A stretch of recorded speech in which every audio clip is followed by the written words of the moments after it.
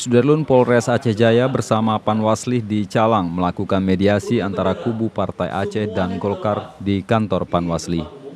Mediasi dilakukan menyusul kericuhan antara kedua kubu pada sore harinya.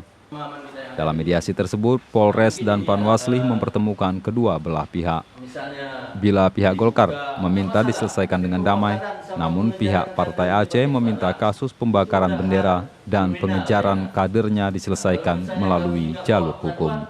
Mungkin dari pihak Polres ataupun kepolisian bisa mengambil tindakan, nah, apalagi kami juga Pertemuan ini pun kemudian menyepakati bahwa kasus itu diproses hukum dengan menghadirkan korban ke Polres agar penyidik mudah melakukan penyelidikan.